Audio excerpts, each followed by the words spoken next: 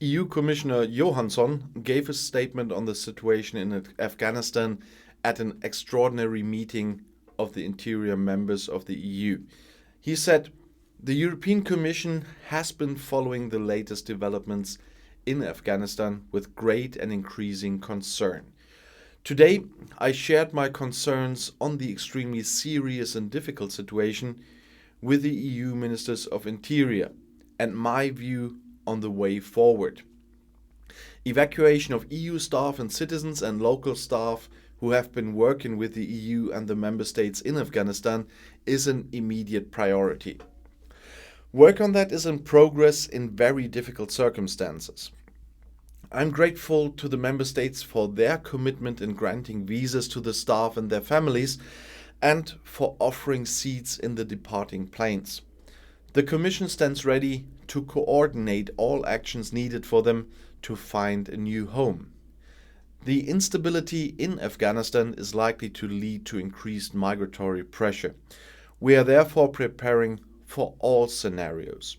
For this purpose, in line with the new Pact on Migration and Asylum, we convened yesterday an urgent blueprint network meeting during which we discussed with member states and EU agencies about possible developments and the level of our preparedness.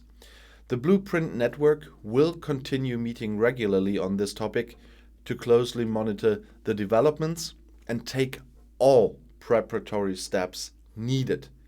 We should not wait until people arrive at the external borders of the European Union.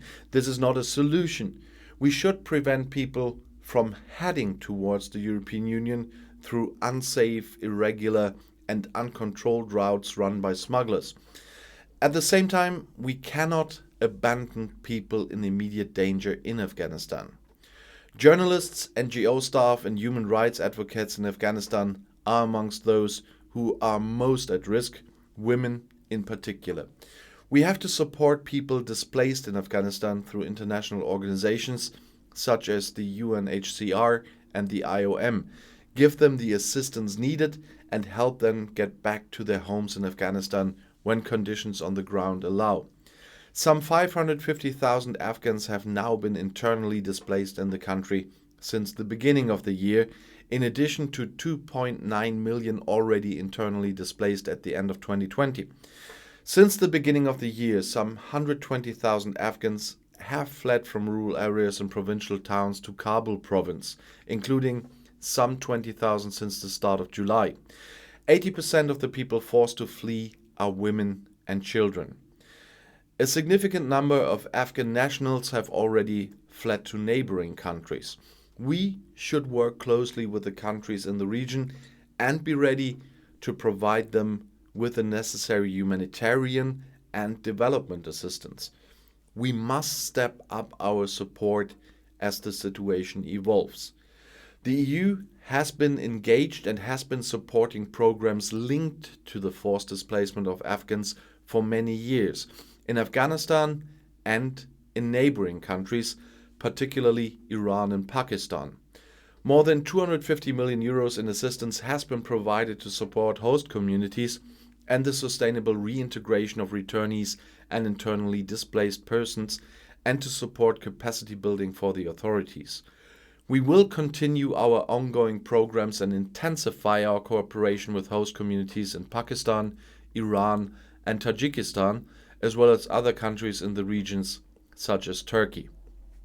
As things stand, the situation in Afghanistan is clearly not safe, and it will not be safe for some time. Therefore, we cannot force people to return to Afghanistan. While we continue our work to address risks of irregular migration, fight against human smuggling, and manage our borders effectively, we need to offer legal, safe, and organized pathways towards the EU. This reflects our comprehensive and balanced approach on migration set out in the new Pact on Migration and Asylum.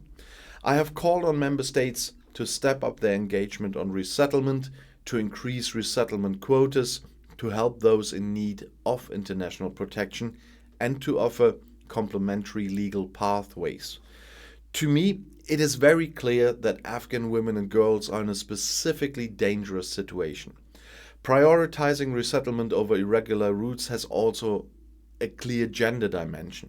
Again, the Commission stands ready to help in the coordination between member states and to provide the necessary additional financial support on this important work strand. In addition, the EU will also continue to play a leading role in supporting Afghan refugees in the region. We will use our role as a chair of the core group of the Solution Strategy for Afghan Refugees and its support platform in 2021 to strengthen international community's response to the Afghan refugee situation in the region and consequently to spur political, financial and material commitments around the regional dimension of Afghan displacement. The rapidly evolving situation in Afghanistan poses a global challenge, which is why we need to act together and with all partners on a global level in a resolute and fair manner while guaranteeing the respect of fundamental rights, the protection of our values, and working in a spirit of solidarity. We will cooperate closely with our international partners and we look forward to discussing the next steps, including within the UN framework and the G7. And once again, even I know the trolls in the comments, this shows what the EU is doing and not what you are making up. This is just one other example. And I'll see you in my next video. Bis gleich.